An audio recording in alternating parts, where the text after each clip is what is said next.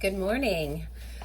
All right, I hope you guys are ready for this week's study. It is going to be on having hope in our future. We covered our faith lessons last week, and faith in who we are in Christ and the purpose that He's created us for.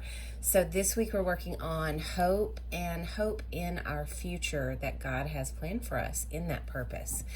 And our first verse for this week is Jeremiah 29:11. And I know you guys have probably read this verse more times than you can count and claimed it over your lives.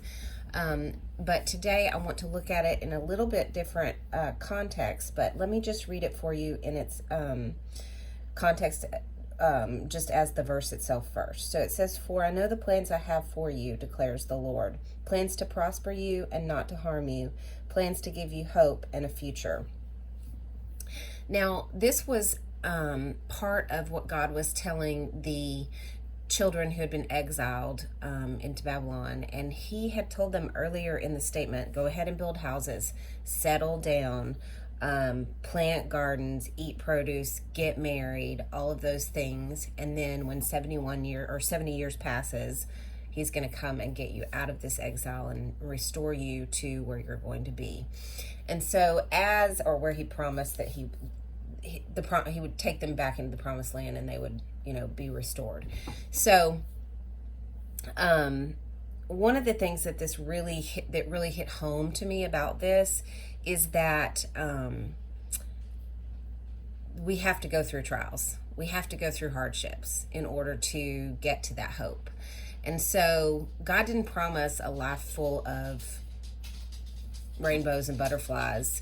He promised us that He would always be there to carry us through. He would not ever abandon us, and that we could understand and know for sure that we had a hope in our future that was ahead of us, and that at some point the struggles would get to hope and to and prosperity. So I don't want you to feel as though if you're going through a struggle today, if you've been going through a struggle for a while, I know a lot of us have with this, with the way the world's been with the pandemic and all of those things, that, many have lost jobs and many have lost their businesses, and some have lost their marriages because, they've had to be home more than normal. And learn to work as a couple, and that's hard for some people. So there's just so many things. Some people have lost loved ones to the virus. So I want you guys to understand that God commands them in this passage to pray for this land that they've been exiled to. So if you are not praying for our country, I would encourage you to do so.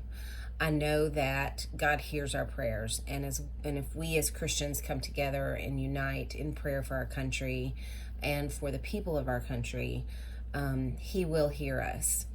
And secondly, I hope that you will understand that if you are struggling, He's there with you. He's going to carry you through, and He's going to take you into a hopeful prosperity in the future. And so I want to just encourage you to know that that He didn't tell the children of Israel that they were going to have this hope and prosperity right away. He told them, you need to plant roots because this is going to stay a while.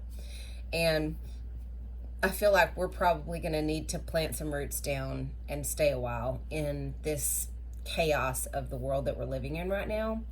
But it doesn't mean that He's not going to show up and show off when it's time. So you do have a future that is full of hope and prosperity. And I pray that you will use that to help you to continue to keep pushing through if you're struggling. And if you're not and you're in a good place, I would encourage you to pray and reach out and have empathy for those that are struggling and help them to remember that God is still in control and that He does have a future ahead of them full of hope. So I wanted to start out with this verse just because I really felt like it truly touched me in a way that, reminded me that struggles are part of it. But the joy at the end is also part of it. So I hope that you guys were encouraged with this today. I love you, and I will see you guys tomorrow.